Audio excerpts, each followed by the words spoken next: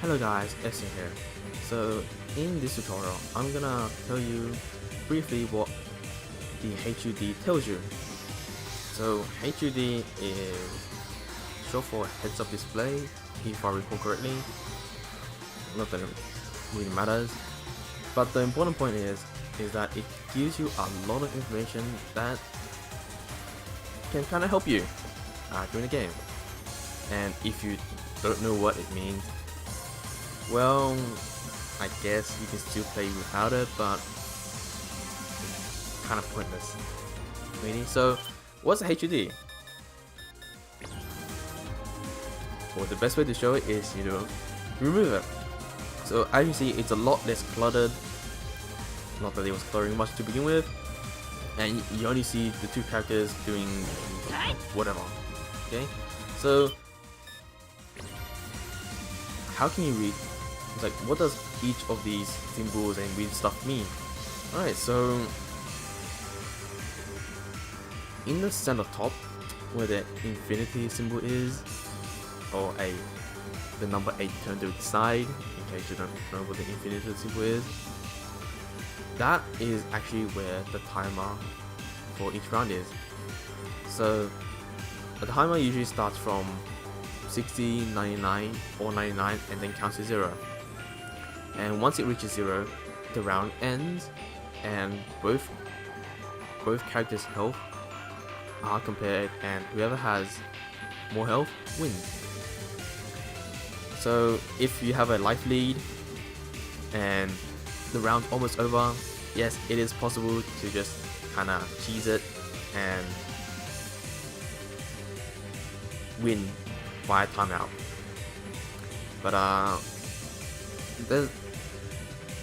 there's a few reasons why you might not want to do that, and actually there's only one reason why you might not do that, and that's because the next round, if you're playing with a team, you get more health. Well, you recover more health is what I'm saying. Right, that's that.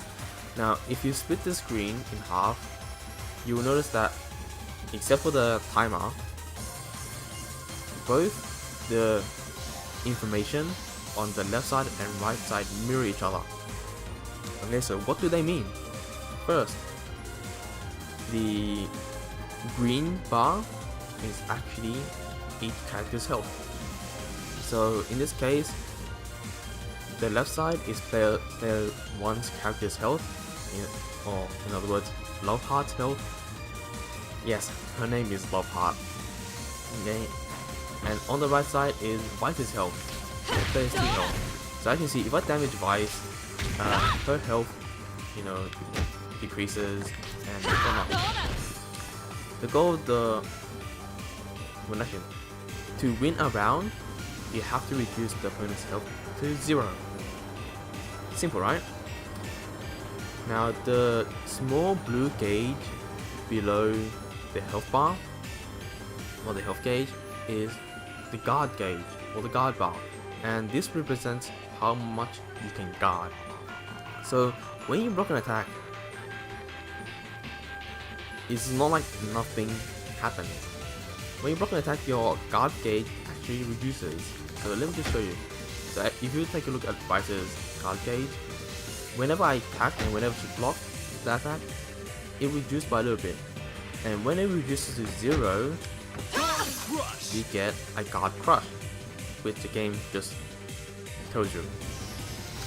And when you get guard crushed, you are actually open for like what, 1 or 2 seconds.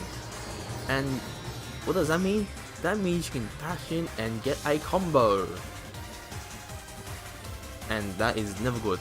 So if you are guarding a lot, do be aware of how much guard you have left, and if it's going close to 0, look for some alternatives, be offensive or move a lot more or something. Alright, so let's look in the top left hand corner and top right hand corner. So as you can see, it shows the mugshots of each character. Now for Love Heart, it's just a normal shot, nothing's happening. You see a pretty face, that's it. But for Vice's side, you can see that she's flashing green. Now, when this happens, that means you are getting close to being stunned. And stunning is not fun. That means if you take a hit, you have a chance of, you know, being stunned or not able to move for a while, and your opponent can just get a free combo essentially. So let me show you what that is. So first I guard break her and then I stun her. Okay, so now if I see stun and I pretty much get a free hit and I can get my combo in. That's not good. So if your character's mugshot starts flashing green, that's a pretty good indication that you are gonna be screwed. Now you cannot get stunned from super attacks and you cannot get stunned from throws. So if you take those, don't worry. It doesn't make you stun. It won't stun you. Climaxes won't stun you either. It'd be pretty broken if it could though. Alright, now below each character's mugshot would normally show the names of characters in your team. Because this is practice, there's only one character each, but in a normal battle you can choose to either fight 1 versus 1 or 3 versus 3. And if it's 3 versus 3, then all the team members' names will be displayed. The in-game characters' team names, not the competitors' team names. It will be showed there. And let's say I have Love, Heart, Pure, and Vice, and they're gonna appear in that order. Then it will display Love, Heart, Pure, and Vice in that order. And so it's really simple. It just tells you who's in your team and who's up and who's out. Alright, so down the bottom, where there's, you know, the big letter 5 and the maximum and like the, you know, the red orangey bar and the little smaller power in the bottom left hand corner, that is actually the power gauge. And as you can see on Vice's side, it still has the word power, but that's a pretty sad looking bar and has a big fat 0. That's her power gauge. Now the power gauge in King of Fighters can be used various ways. The first way is for supers. Okay, and supers, you can tell so that because the game kind of pauses and it shows the animation and the screen goes dark. Right? So a normal super would use 1 power gauge. But supers also have a second version, and that is called a max super. A max super uses 2 power gauges, which is just pretty much a stronger version of a normal super. So as you can see, if I use a max super, you know, it does this fancy animation, you know, screen's dark, and it costs me 2 power gauges. The second thing you can use a power gauge for are for climaxes, although I guess in a way they are one and the same. A climax will use 3 power gauges, and if I remember climax, there you go. So as you can see, you go from 5 to 3, and I get a really damaging attack. Alright, so using supers and using climaxes, they're like pretty good for dealing damage to your opponent. Now the third and final way you can use your power gauge is via max mode, like so. So if you press B plus C or triangle and X together, you will enter max mode, and as you can see, once you enter max mode, you use 1 bar and you have this, you know, max mode bar that's slowly decreasing. Wonder what does this mean? Max mode is a mode where you can use the X version of a special move. So let's take a look at the command list for Love Heart. So you notice how all these special moves, you know, next to the name there's like a small symbol that says X. That means that special move has an X version. Not all special moves will have an X version.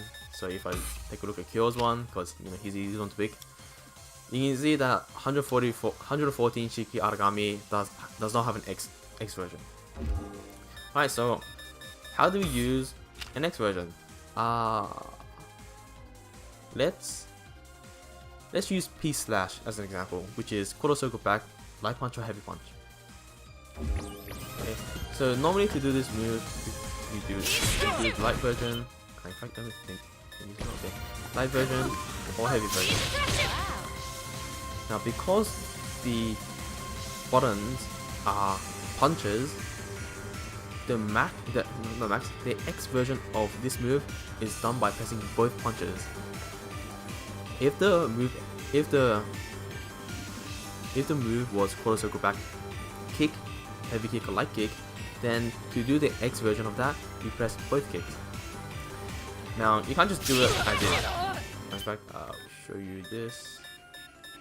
You can't just do it normally because only the strong version comes out. So no matter how hard I try, I can't do the X version. But when I'm in max mode, I have access to it. And as you can see, the X mode is clearly different from the light version and the strong version. And in most characters' cases, the X version of a special move either does more damage, or can extend your combo. If you look carefully at the max mode gauge, whenever I use an X move, it kind of shortens by a bit more. It doesn't shorten faster, it doesn't decrease faster, it shortens by a bit and then continues to decrease. So what that essentially means is you cannot spam. You don't have that much time to use max mode, so you better make it out. So not only is it decreasing, it also uses a bit. So you do wanna make good use of it. But normally you can fit around 2 X moves and that's it. What else? No, that's actually pretty much everything you need to know about all the gauges of this game. You know, the HUD, what it tells you, what it does, and with this, now you can, you know, manage your resources better. So if you're getting stunned, it's like, why are you getting stunned? If you are getting card crushed, why are you getting card crushed? It's like, oh, I'm doing my best to, you know, get the super out. Why isn't it working? And then he's like, oh, okay, I realize now. It's like, oh, the super's not coming out because I have no power gauges and whatever. Oh yes, that's what I forgot. Power gauges. To increase your power gauge, you pretty much have to either be attacked. You can block it. You can block it as well. Attack others. So if I just go back to 0 here, and as you see, if my attack is blocked, it increases less. Or if it's successful, it increases more. So obviously, if you want to increase your power gauge, the best way to do it is to go on the offense, not to be defensive. But don't be a fool and defend when you have to. Okay, so power gauges, as you can see, they're like really good because they do a good chunk of damage. But if you don't have a power gauge, then you can't do anything. Okay, so hopefully that was informative. It's actually really not needed and a boring part, but you know, gotta make sure that you use what you have. Alright, so that's it. Thanks for watching. Leon signing out.